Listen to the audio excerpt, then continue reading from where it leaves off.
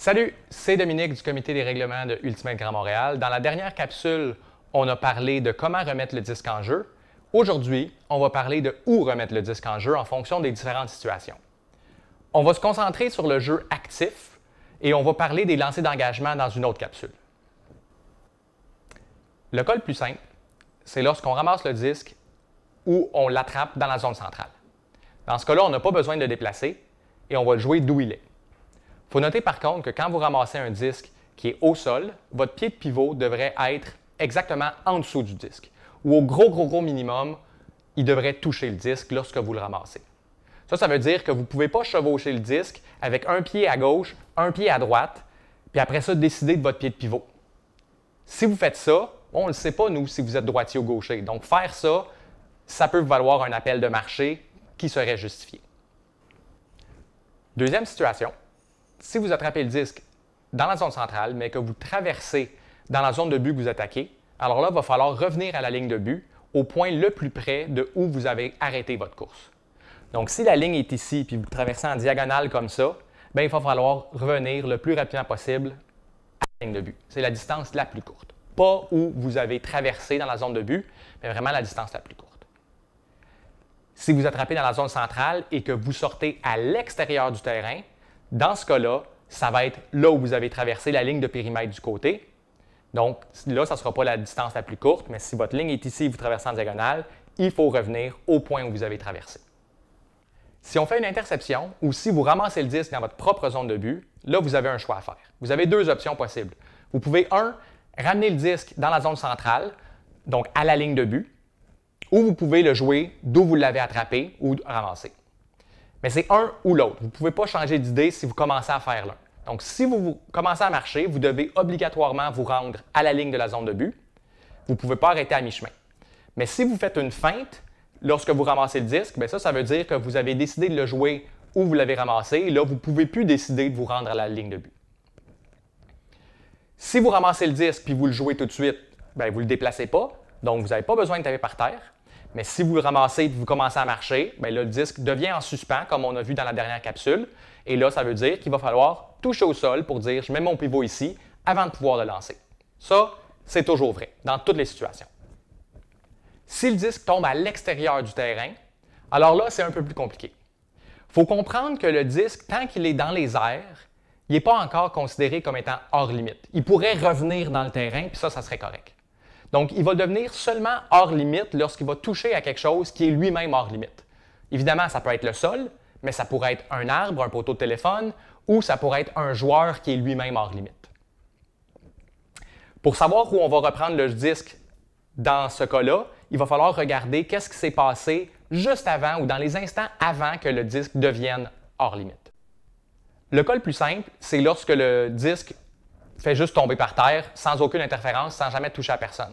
Donc, si la ligne de côté est ici et que le disque sort, puis il touche le sol, on va le ramener au point où il a traversé la ligne de côté. Donc, ça peut vouloir dire, dans certains cas, qu'on va le ramener 15, 20, 30 mètres en arrière. Par contre, s'il y a un joueur qui est à l'intérieur du terrain, qui réussit à s'allonger et à aller toucher le disque, ou un joueur qui est à l'intérieur du terrain, qui sauterait à l'extérieur et avant de tomber au sol et de devenir hors limite, réussit à prendre le disque, à le toucher ou peut-être même le relancer, bien, dans ce cas-là, c'est cet endroit-là qu'on va considérer comme le dernier point de contact à l'intérieur du terrain et on va reprendre dans le terrain à l'endroit le plus près d'où le dernier joueur a touché le disque. Évidemment, si c'est un joueur offensif qui réussit à sauter à l'intérieur du terrain, de l'intérieur du terrain vers l'extérieur et de le relancer complètement et que là, le disque revient à l'intérieur du terrain, puis il a réussi à faire ça avant de toucher à terre, bien, le disque va être en jeu et va continuer à jouer. Ça, c'est le mouvement qu'on appelle un greatest. Mais s'il attrapait le disque puis il tombait par terre, bien là, le disque serait hors limite à la seconde qu'il touche au sol. Même s'il le relançait, il faudrait le rejouer au point le plus près d'où est-ce que le joueur a touché. Maintenant, s'il y a un joueur qui sort du terrain, qui est clairement hors limite, qui s'en va interférer avec la trajectoire du disque, où est-ce qu'on reprend le disque?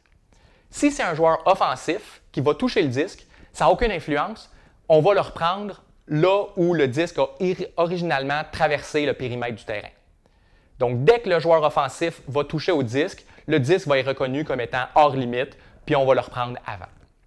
Par contre, si c'est un joueur défensif qui sort du terrain qui va essayer de taper le disque pour l'empêcher de revenir dans le terrain, bien là, on va considérer ce point-là comme étant le dernier point, le point le plus près, et on va reprendre le jeu dans le terrain à l'endroit le plus près de où le joueur défensif a touché le disque.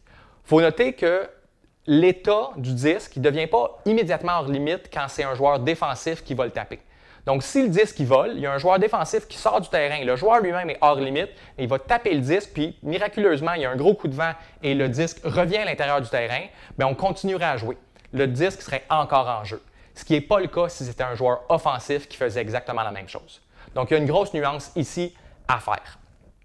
Dernière situation, c'est lorsque le disque tape un obstacle qui est par-dessus le terrain. Donc ça, on le voit souvent dans les stades intérieurs. Il y a souvent des fils, il y a des structures qui tiennent le toit. Donc, s'il y a un disque qui est par-dessus le terrain, on fait un gros hammer, puis là, whoop, on accroche un fil, bien, le disque va tomber hors limite du moment où il touche le fil et on va le reprendre directement en dessous de l'obstacle. Si c'était un obstacle qui était à l'extérieur du terrain complètement, un poteau de téléphone, un arbre, bien, le disque était déjà à l'extérieur du terrain, avait déjà traversé le périmètre. Donc, c'est exactement comme s'il avait touché le sol, mais ça donne que c'est un poteau de téléphone. On va le reprendre là où il avait traversé la ligne de périmètre du terrain. Il faut comprendre aussi que tout ce qui se passe après que le disque a été considéré comme hors limite n'a plus d'impact. Donc, si par exemple le disque sort du terrain, tombe ici, touche à terre, et là il y a un gros coup de vent, puis que le disque roule et se ramasse au milieu du terrain, bien, il va falloir le reprendre là où il a traversé le périmètre de terrain, juste avant qu'il ait touché au sol. Tout ce qui s'est passé après ne compte pas. Donc, si on le reprenait au milieu du terrain, ça serait un marché qui pourrait être appelé, en fait, qui devrait être appelé. Ça fait beaucoup de détails, je le sais, mais j'en rajoute un parce qu'on voit quand même beaucoup d'erreurs là-dessus. Quand vous ramenez le disque à l'intérieur du terrain, il faut que votre point de pivot soit tout juste à l'intérieur du terrain. Ça veut dire que si ma ligne est ici et que je veux ramener le disque à l'intérieur, bien, moi qui est droitier, il va falloir que mon pied gauche, en fait, la balle du pied de mon pied gauche soit tout juste à l'intérieur du terrain. Mon pied droit, lui, va être à l'extérieur. C'est normal, c'est correct. Si je mettais mes deux pieds à l'intérieur, bien, ça voudrait dire que mon point de pivot, lui, serait peut-être 30, 40, 50 cm à l'intérieur du terrain. Puis ça, c'est pas la bonne place, puis ça justifierait un appel de marché. Il faut vraiment qu'il soit juste sur le bord de la ligne. J'espère que ça va vous aider à comprendre où mettre le disque en jeu. Bon match, puis on se revoit à la prochaine capsule.